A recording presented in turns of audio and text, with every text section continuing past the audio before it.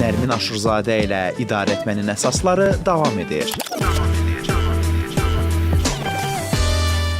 Salam, hər vaxtınız xeyir olsun. Bugün həmsöhbətim yüksəliş müsabiqəsinin eksperti Aygün Məhərrəmovadır. Biz Aygün xanımla birlikdə həm necə bu müsabiqədə ekspert olmaq olar bu haqda danışacağıq və bildiyim qədərilə bugün sonuncu qeydiyyat günüdür. Ona görə əgər hələ də belə bir istəyiniz varsa bu fürsətdən faydalana bilərsiniz. Yəni müzakirəmizi həm ekspert olmaq istəyənlər dinləyə bilər, həm də yüksəliş müsabiqəsində kim qalib gəlmək istəyirsə təklif edirəm ki, mütləq müzakirəmizi dinləsin və suallarınız yarandıqca bizimlə əlaqədə saxlaya bilərsiniz. İşinizi asanlaşdırmaq üçün telefon 012 404 11 22. Aygün xanım, xoş gəlmisiniz. Necəsiniz? Xoş gördük. Təşəkkürlər. Yaxşıyam. Siz necəsiniz? Mən də yaxşıyam. Mən istəyirəm əvvəlcə soruşum ki, yüksəlişdə necə ekspert olmaq olar və bu kimlər üçündür? Yüksəlişdə ekspert olmaq üçün ilk öncə qeydiyyatdan keçmək lazımdır əlbəttə ki. Xatırladım ki, bugün son gündür ekspert olmaq üçün qeydiyyatdan keçməyə.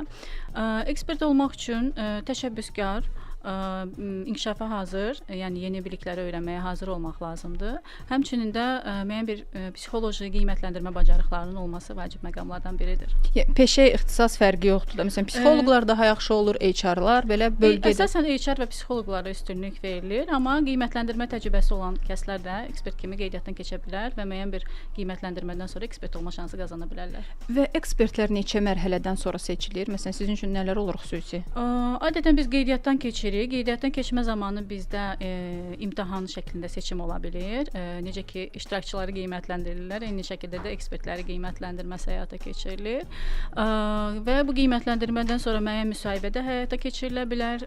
Sizin ekspert olma təşəbbüsünüz, nəyə görə ekspert olmaq istəyirsiniz, bu kimi suallar verilir və s. Və daha sonra bu qiymətlərin ümumi nəticəsinə əsasən siz ekspert ola bilirsiniz. Orada soruşanda ki, nəyə görə ekspert olmaq istəyirsən, nə demək lazımdır ki, səni qəbul etsinlər? Doğrudan da nəyə görə ekspert olmaq istəyirsiniz, bunun cavabını vermək lazımdır. Yəni mən deyə bilmərəm ki, konkret bu cavabı vermək lazımdır və bu siz ekspert olacaqsınız. Yox, doğrudan da ürəyinizdə nəyə görə doğrudan da ekspert olmaq istəyirsinizsə və bu sizin karyeranıza, sizin özünüzə necə təsir edir, bu haqqda məlumat versəz, düşünürəm, dəyərli olacaqdır. Ümumiyyətlə yüksəliş müsabiqəsində ekspertlərin rolu nədən ibarətdir? Biz bu haqqda eşitmişik, hətta qaliblərlə danışanda anlayırıq, amma bir də o mətbəx tərəfini siz daha yaxşı bilirsiniz. Məsələn, nələri orada həll edirsiniz, nəyə fikir verirsiniz? Biz belə deyək də namizədlərin qiymətləndirməsinə əsasən fikir veririk. Bizim əsas belə deyək də öhdəliyimiz, vəzifəmiz bundan ibarətdir və qaliblərin seçilməsində müəyyən bir seçimlərin həyata keçirilməsində kriteriyaların qiymətləndirilməsini həyata keçiririk. Əsas vəzifəmiz bundan ibarətdir. Bu gün biz həmçinin də peşəkar qiymətləndirmə ilə ümumiyyətlə güclü idarəçilərin seçimi və qiymətləndirmə prosesinin əsas prinsipləri nədən ibarətdir? Bu haqqda danışacağıq. Amma bilmək istəyirəm ki, bax idarəçini ümumiyyətlə necə xüsusi bir düstura uyğun, qaydaya uyğun dəyərləndirmək olarmı ki, məsələn, bu xüsusiyyətlər varsa, bu həmişə yaxşı idarəçidir. Yoxsa situasiyaya görə bu anlayış da dəyişə bilər? Təbii ki, situasiyaya görə bu anlayış dəyişə bilər. Hər hansı bir ideal düstur yoxdur, çünki ideal bir insan yoxdur, ideal bir idarəçi yoxdur. Ona görə müxtəlif, belə deyək də, kompetensiyaları, müxtəlif bacarıqları idarəçi üzərində belə deyək, əsaslandırmalıdır və onun dəyərləndirməsinə əsasən, müxtəlif bacarıqlarına əsasən namizəd də qiymətləndirilir. Sizin ən belə çətinlik çəkdiyiniz məqamlar hansılar olur qiymətləndirmə zamanı? Düşünürəm ilk təcrübədə olanda, birinci dəfə ekspertsənsə, ən çətin məqam ekspert üçün sırf insanlıq faktorunun kənara qoyulması ola bilər və yaxud da biz halo effekt deyirik, bu kimi effektlərin olması ola bilər.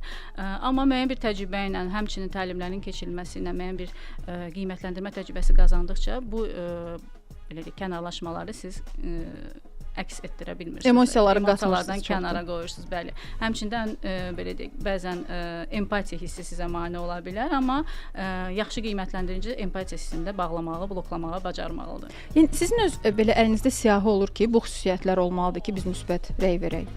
Biz təlimlər zamanı müəyyən bir biliklər əldə edirik, kompetensiyaların necə ölçülməsi, necə qiymətləndirməsini öyrənirik və onun əsasında da qiymətləndirmə edirik. Yəni nəyəsə bir əsaslandığımız məqamlar olur. Bəli. Paylaşmaq olar hansı kompetensiyalardan söhbət gedir? Ümumi kompetensiyaları bəli, həm bunu iştirakçılar bilir. Bu liderlik ola bilər, effektiv liderlik ola bilər, komandada işləmə və s. bu kimi kompetensiyalar. Amma biz onları necə qiymətləndiririk, nəyə fikir veririk, bu haqqda məlumat verə bilmirik də. təsir.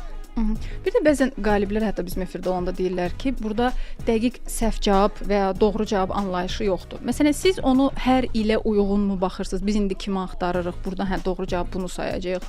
Yoxsa bu necə dəyişir və ya trend nədir? Dünyada indi nə baş verirsə ona uyğunmu gedir? Bu ehtiyaclara uyğun dəyişə bilər. Biz necə lider axtarırıq, hansı bu hal-hazırki zamanda bizə necə bir kəs lazımdır, hansı kompetensiyası güclü olan bir adam lazımdır. Təbii ki, bunlara baxırıq. Amma ümumi olaraq bütün idarəetmə bacarıqlarını özündə birləşdirən kəs təbii ki, müəyyən bir səviyyələrdə də heç biri eyni səviyyədə və yaxud da mükəmməl səviyyədə ola bilməz. Bunları özündə birləşdirən şəxs qalib olma şansı qazanır.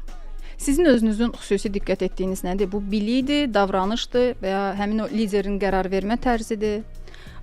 Bilik, texniki biliklərə biz qiymətləndirmə ərzində o qədər fikir vermirik. Çünki texniki biliklərdən qiymətləndirilib artıq gəlir iştirakçılar. Bizim əsas diqqət etdiyimiz məqamlar onların yumşaq bacarıqlarıdır. Həmçinin bu kompetensiya üzrə qiymətləndirmələridir.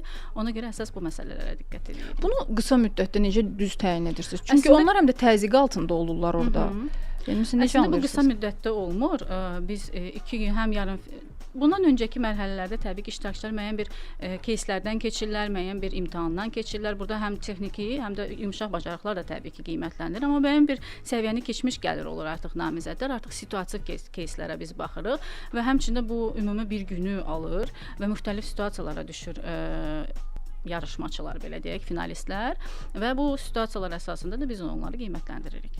Stres altında olanda davranışları yəqin daha fərqli olur. Təbii ki, stres altında insan daha tez və yaxud da daha gec qərar verə bilər, özünü itirə bilər və s. Yəni stres altında insan doğrudan da çox dəyişə bilir. Sizin özünüzün belə xüsusi sizi təəccübləndirən və ya neçə vaxt keçibsiniz amma hələ də onun idarə etmə tərzi haqqında, həmin adam haqqında belə düşündüyünüz, onun təəssüratları ilə qaldığınız belə insanlar olur? Olur təbii ki, yadda qalan finalistlər olur, hətta qalib bəzən onları qalib görəndə belə deyirsən ki, aha, qalib oldu, tək mən seçməmişəm də bu namizədi, tək mən belə deyək düzgün və yaxud da ki, qiymətləndirməsini aparmamışam. Demək ki, doğrudan da düzgün aparılıb qiymətləndirmə və olur. Bəli, hansı situasiyaları daha çox xatırlayırsınız? Əsasən sizi nə daha çox yəni təəccübləndirib? Məni daha çox nə təəccübləndirə bilər? Qiymətləndirmə zamanı adətən iştirakçılar bilmirlər biz hansı kompetensiyaları qiymətləndiririk. Bu səbəbdən bəzən iştirakçılar özlərini güman edib hansısa bir kompetensiya uyğun aparan namizədlərimiz də olur, daha doğrusu iştirakçılarımız olur. Ona görə bu halda biraz təəccübləndirə bilir. Çünki bəzən iştirakçılar reala yox, daha çox gümana belə deyək, sövq olunub hərəkət etməyə başlayırlar. Yəni oxuduqlarını daha çox nəzəri yoxsa nəzəri deyərkən daha çox misal üçün belə deyək, hər hansı bir kompetensiyanı biz qiymətləndiririksə, amma onlar digər bir kompetensiya uyğun hərəkət eləyirlər və real кейsdən biraz kənarlaşırlar. O zaman Ayxan bir nümunə versəz bizə daha aydın olacaq və növbəti yüksəlişə hazırlaşanlar biləcəklər ki, nəyi necə etmək lazımdır.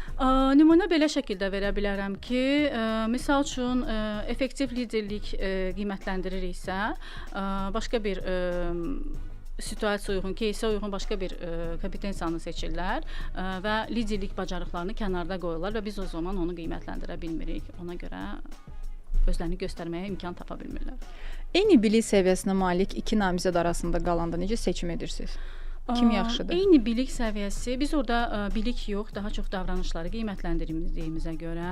Yaxşı, eyni davranış, eyni bilik, eyni qərar vermə tərzi, eyni xarizma olanda necə seçim edirsiniz? Belə bir halla indiyə kimi qarşılaşmamışam. Həm bir işə qəbul eksperti olaraq, işə qəbul mütəxəssisi olaraq daha doğrusu, həm də bir ekspert olaraq. Yəni eyni bir insan olmayıb heç vaxt. Kimsə daha yaxşı, kimsə bir kompetensiyada daha yaxşıdır, digəri o birisi kompetensiyada daha yaxşıdır. Bəziləri ikisində də yaxşıdır, amma biri digərindən həmişə yüksək və yaxud da daha fərqli situasiyadan asılı olaraq daha fərqli və bir-birləri ilə onlar kommunikasiya etdiklərinə görə bir-birləri ilə də kommunikasiyası, onların bir-birlərinə davranışı, bu halda kim liderdir, kim komanda oyunçusudur və s. bunlar hamısı fərqli qiymətləndirildiyinə görə fərqli olurlar. Onda gəlin belə təsəvvür edək ki, biri bilik tərəfdə daha güclüdür, sosial bacarıqları daha zəifdir, digəri isə əksinə. Sosial bacarıqlar, yumşaq bacarıqlar daha yaxşıdır, amma bilik, texniki məlumatlar o dərəcədə çox deyil.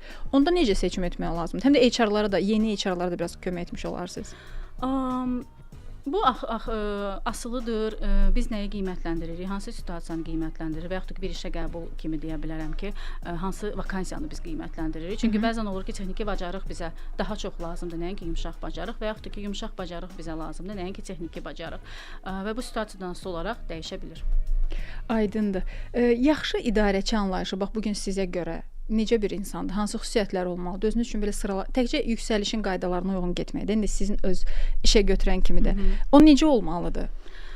Yaxşı idarəçi əsas komandasını belə deyək, motivasiya etməyi bacarmalıdır. Komandasını özü ilə aparmağı bacarmalıdır və komandasını onların gördüyü işə inandırmağı bacarmalıdır. Həmçinin də komandasını inkişaf etdirə bilən biri olmalıdır.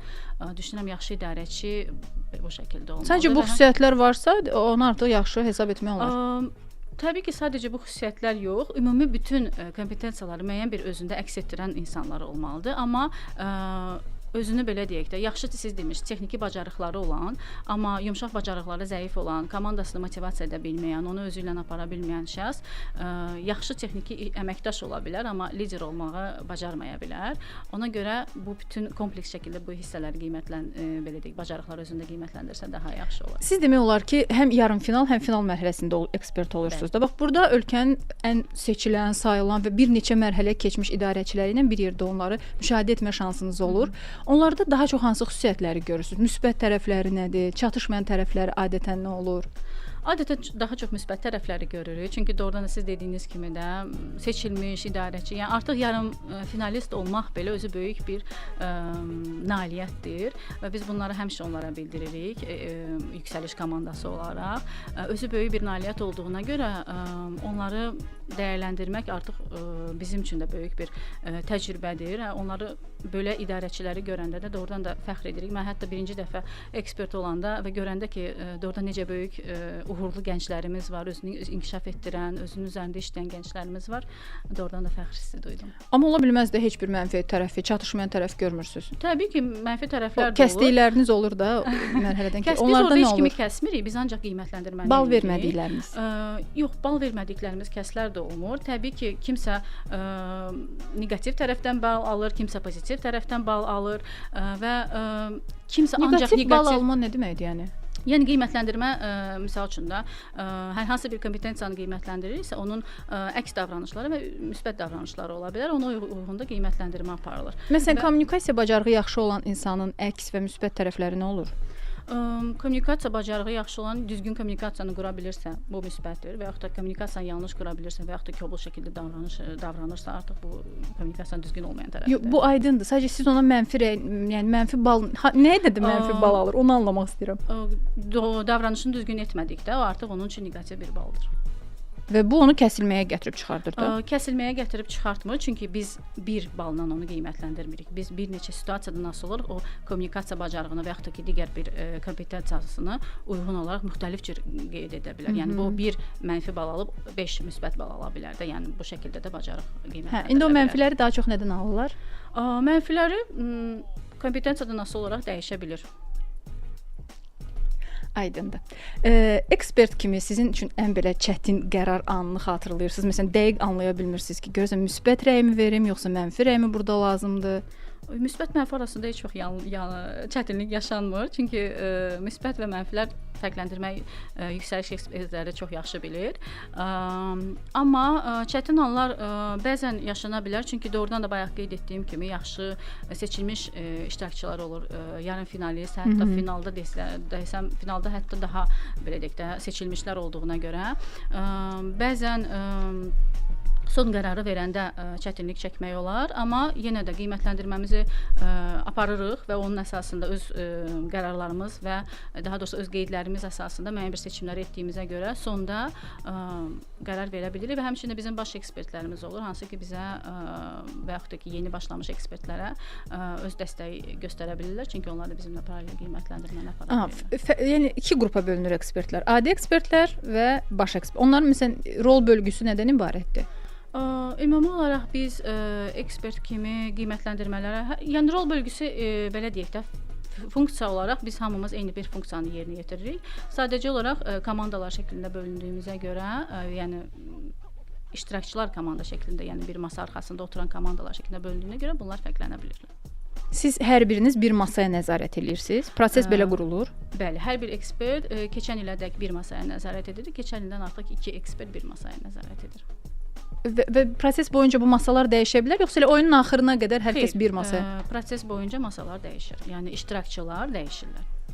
Çünki biz yalnız bir nəfəri və yaxud da ki bir neçə nəfəri deyək də bir masa arxasında oturan yalnız onları qiymətləndirmirik. Biz müxtəlif şəkildə dəyişirik ki, bir nəfəri çoxlu ekspert qiymətləndirsin ki, yəni bir qiymətləndirmə əsasında, bir nəfərin qiymətləndirmə əsasında həyata keçirilməsi. Qiymətləndirmədə ümumiyyətlə emosional intellektin rolu var. Çünki son vaxtlar bu haqqda çox danışılır ki, bu çox vacib xüsusiyyətdir və s. Siz necə bunu təyin edirsiniz və rol nədən ibarətdir? Emosional intellektin bəli rolu var. Siz düzgün qeyd etdiniz. Yəni emosional intellekt ümumiyyətlə idarə etmədə, liderdə bu böyük bacarıqlardan biri olmalıdır. Çünki emosional intellekt bizim həm stress vəziyyətində, həm yaxşı vəziyyətimizdə, həm gərgin vəziyyətimizdə özümüzü idarə etməyə kömək eləyir. Aydındır. Nərmin Aşurzadə ilə idarə etmənin əsaslarını dinləyirsiniz. Bugünkü həmsöhbətimiz isə yüksəliş müsabiqəsinin eksperti Aygün Məhərrəmovadır. Biz Aygün xanımla birlikdə həm necə ekspert olmaq olar bunu müzakirə edirik, həm də ekspertlərin gözündə ümumiyyətlə bu qiymətləndirmə prosesi necə aparılır, bu haqqda danışırıq və indi sizə soruşmaq istəyirəm ki, ümumiyyətlə ekspertlər üçün qeydiyyat bir daha xatırladaq ki, hələ ki davam edir. Bugün sonuncu gündür, qeydiyyatdan keçmək olar. Hər kəs keçə bilər. Hər kəs keçə bilər, bəli, qeydiyyatdan. Orada da xüsusi idarə etmə təcrübəsi və s. bunlar tələb olunur. Qiymətləndirici təcrübəsi sizdən soruşula bilər və əgər varsa qeyd edirsiniz, yoxdursa sadəcə yoxdur qeyd edirsiniz, amma bu təcrübədə sizə öyrədilə bilər. Bu işin ən asan tərəfi deyil ki, qeydiyyatdan keçmək. Daha sonra növbəti mərhələlər necə olur? Necə hazırlaşmaq lazımdır? Ümumi olaraq hazırlaşmaq deyərkən, əgər ekspert deyilsinizsə, ümumi təsəvvürünüz olmadığına görə hazırlaşmaq mümkün olmur. Amma siz nəyə görə ekspert olmaq istəyirsiniz? Burada məqsədiniz nədir? Ümumiyyətlə yüksəlişlə bağlı məlumatınız varmı? Yüksəlişlə bağlı öyrənə bilərsiniz.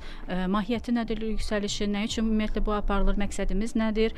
Bu haqqda öyrəndikdən sonra və siz də bunu etmək istəyirsinizmi? Bu qərarı verirsiniz və daha sonra bizdə qiymətləndirmə mərhələsi olur, hansı ki onlayn şəkildə həyata keçirilir və bu qiymətləndirmədən sonra da bayaq qeyd etdiyim kimi müsahibə mərhələsinə dəvət oluna bilirsiniz və müsahibə zamanında sizin həm ekspert olma təşəbbüsünüz, həmçinin də ümumi yumşaq bacarıqlarınız, qiymətləndirmə bacarığınız və s. bunlar da yoxlanıla bilər. Sizin özünüzə görə ən çətin mərhələ hansı idi? Harda rəqabət daha çoxdur? Harda stress daha çox yaşamaq olur ekspert kimi? Ekspert olmaq istəməyə müraciət edənlər həddindən artıq çox olur adətən və burada düşünürəm ən çətin məqam yüksəlişin komandasında olur ki, onlar ən yaşlıları seçməlidirlər. Amma ekspertlər namizədləri üçün ən çətin məqam qeydiyyat siz dediyiniz kimi ən asan yoludur, hissəsidir belə deyək. Daha sonra müəyyən bir кейsdən keçirsiniz, onun verilməsi, çünki o müəyyən bir vaxt çərçivəsində həyata keçirilir. Bu sizi həyəcanlandıra bilər, təcrübəli olmayan şəxsləri həyəcanlandıra bilər və tələsərək yanlış cavablar verə bilərsiniz və yaxud da ki, vaxta diqqət etmədən vaxtı ötürə bilərsiniz. Yəni bu kimi məqamlar namizəddən asılı olaraq dəyişə bilər ki, çətin məqamlar yaşasın. Həyəcandan danışmışkən həm ekspert kimi, həm də namizəd kimi, məsələn, yüksəliş müsabiqəsinə qoşulanda o həyəcanı düzgün necə idarə etmək lazımdır ki, öz bütün bacarığını göstərə biləsən? Həyəcanı idarə etmək özü də bir bacarıqdır. Bayaq emosional intellektdən danışdıq. Bu da emosional intellektin bir növüdür.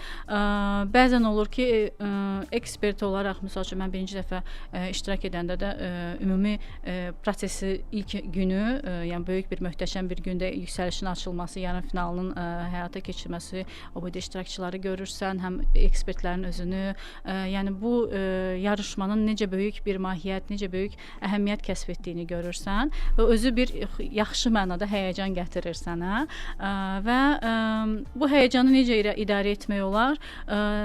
Sən düşünürsən ki, mən burada nəyə görəyəm? Keçdiyin təlimlər sənə kömək eləyir, yüksəliş komandası sənə kömək eləyir və ümumi komandanı görəndə, iştirakçıları görəndə və artıq proses başlayanda artıq həyəcanını özünü idarə etmiş olursan. Eyni həyəcan yəqin ki, işə qəbul mərhələsində də olur. Məsələn, namizədlərdə hiss edirsiniz ki, çox həyəcanlıdır. O an necə dəstək olursunuz? Necə kömək edirsiniz ki, özünü rahat hiss eləsin? Biz adətən, məsələn, mən görəndə ki, namizəd çox həyəcanlıdır, zarafat edirəm, onu belə deyək də, rahatlaması üçün müəyyən bir nəsə rəy bildirə bilərəm. bilərəm, onun rahatlanmasını deyə bilərəm və yaxud da məsəl üçün bu gün hava çox qəşəngdir, bu kimi sözlər deyə bilərəm ki, namizəd rahatlasın və yaxud da ki, biraz mövzudan kənarlaşa bilərik. Bəzən ehtiyac olur ki, namizəd demək ki, biz sadəcə müsahibə aparırıq, narahat olma, hər şey yaxşıdır. Yəni biz həyata düzdür, müəyyən bir həyatın bir məqamıdır. Bəli. Amma ölüm dilim məsələsi deyil də belə deyək. Amma doğrudan da bu zarafat etmək, yəni namizəd görəndə ki, o sənin də qarşısında yenə də bir insan dayanıb, o zaman çox rahatlaşır. Artıq növbəti dəfə yüksəliş müsabiqəsinə qoşulmaq istəyənlərə bax, siz ekspert kimi nələri tövsiyə edirsiniz? Nəyi bilsinlər? Necə hazırlaşsınlar? İştirakçı kimi? Bəli, iştirakçı kimi. Ümumiyyətlə mən nəyə görə bu yarışmaya qoşulmaq istəyirəm? Bunu ilk öncə müəyyənləşdirsinlər və qalib olmaq üçün. Sadəcə cavabı olacaq. Qalib olmaq üçün belə deyək də, mən bir insan kimi də belə deyək, düşünürəm ki, yalnız qalib olmaq üçün deyil, Azərbaycan Respublikasına müəyyən bir xeyir gətirmək üçün də qalib olmaq istəyi olmalıdır. Çünki bu yüksəlişin məqsədi yaxşı respublikamız üçün yaxşı idarəçilər seçməkdir. Düşünürəm bu məqsədlərdən ən başlıcası bu olmalıdır. Və düşünüb qərar vermək ki, mən hansı sahədə fayda verə bilərəm, bunu qərar vermək daha yaxşı olardı. Bunu özləri üçün təyin edəndən sonra bəs o hazırlıq mərhələsi necə olmalıdır? Hazırlıq mərhələsi özünü inkişafla, yəni həm texniki bacarıqların, həm yumşaq bacarıqların üzərində işləmək, özünün emosional intellektini, idarə etmə bacarıqlarını və yaxud da ki, texniki bacarıqlara ehtiyac varsa, texniki bacarıqlarını inkişaf etdirməklə müəyyən bir nəticələr əldə edə bilərlər. Mən adətən yüksəliş müsabiqəsinin qalibləri ilə danışanda həmişə onu da mütləq soruşuram ki, yüksəlişdən sonra həyatınızda nə dəyişdi, hansı istiqamətdə dəyişikliklər oldu? İstəyirəm sizdən də soruşum ki, ekspertlikdən sonra bax burada bu təcrübəni qazandıqdan sonra nəsə iş həyatınıza xüsusi təsiri oldu bunun? Təbii ki, networking, kommunikasiyada çox dəyişiklik baş verdi. Yəni qiymətləndirici təcrübəsi əldə edəndən sonra o qədər insanlarla həm yarım belə deyək də finalistləri gördükdən sonra, yarım finalistləri gördükdən sonra həm ekspertlərin özlərini, yüksəliş komandasını, yəni bu böyük bir networkingdir. Bu sizin həyatınıza təsir etmədən keçə bilməz. Yəni komandanın özünün birlikdə olması, yüksəliş komandası ilə daim kommunikasiyada olmağımız, yəni biz bu bir il ərzində bir-birimizlə kommunikasiyanı itirmirik də. Həm bir çoxlarımız biz insan resursları mütəxəssisləririk və yaxud da psixoloqlarıq, sahələrimiz birdir. Müəyyən bir həyatın bir anında kəsişirik. Bəzən olur ki, finalistlərlə belə namizədlərimizdən bəzi gəlir ki, mən yüksəlişdə iştirak etmişəm. Yəni bəzən belə kəsişmələr olur və həyata təsir etmədən keçə bilmir. Razıyam. Sonda danışmadığımız və ya sizin üçün vacib olan nəsə qaldı? Fikirləşmişdiniz ki, radioda bunda danışacağam, mən soruşmadım. Belə bir məqam yox, yaxşı suallar verdiniz mənə. Bütün detalları soruşdunuz, amma mən bir də xatırlatmaq istəyirdim ki, mən adətən iş yerimdə də gördüyüm, yaxşı tanıdığım belə deyək də qiymətləndirici təcrübəsi olan şəxslərə də çalışıram ki, yönləndirmə verim ki, ekspertdə qiymətləndirici kimi olsunlar. Həm öz bacarıqlarını orada inkişaf etdirə bilsinlər, həm də özləri də yüksəliş kimi bir yarışmaya xeyir gətirsinlər. Təşəbbüs göstərirəm ki, onlar da qeydiyyatdan keçsinlər və yenə də xatırlatmaq istəyirdim ki, bugün son gündür. Qeydiyyatdan keçməyə tələsin. Bir həmkarım var ki, hələ də qeydiyyatdan keçməyib və dünən ona bir də xatırlatma etdim. Bir də buradan xatırlatma edirəm ki, qeydiyyatdan keçsin. Adətən belə o yaxşı həmkarlar olur da doğrudan ətrafımızda ki, onlar da qoşulmaq istəyir, ya iştirakçı kimi, ya ekspert kimi, amma tərəddüdləri olur, özlərinə güvənmirlər. İndi həmin o özünə güvənməyən insanlara biz necə dəstək ola bilərik ki, çəkinməsin? Düz deyirsiniz. Bəzən özünə mən birdən bacarmaram, mən də birdən alınmaz. Bu kimi düşüncələrə gəlir insanlar. Hətta mən belə birinci dəfə qeydiyyatdan keçəndə düşünürdüm ki, birdən alınmaz məndə də. Yəni amma artıq getdikcə, gördükcə, öyrəndikcə sən görürsən ki, doğrudan da alınırsan da. Həm özünə əminliyin daha da artır və birinci il alınırsa, ikinci il ondan daha rahat olursan və getdikcə bu təcrübən artdıqca daha rahat olmağa başlayırsan. Ona görə səsləyirəm hər kəsi ki, özünüzə güvənin, bacarıqlarınıza güvənin. Alınmasa da heç nə olmaz. İnkişaf edib gələn il bir də qeydiyyatdan keçə bilərik. Çox yaxşı tövsiyələr Aygün xanım. Təşəkkür edirəm gəldiyinizə görə. Mən təşəkkür edirəm dəvətiniz üçün. Bugün biz yüksəliş müsabiqəsinin ekspertlərindən biri olan Aygün Məhərrəmova ilə həmsöhbət olduq. Onunla birlikdə peşəkar qiymətləndirmə ilə güclü idarəçilərin seçimi və ümumiyyətlə qiymətləndirmə prosesinin yüksəliş müsabiqəsindəki əsas prinsipləri nədən ibarətdir? Bu haqqda danışdıq.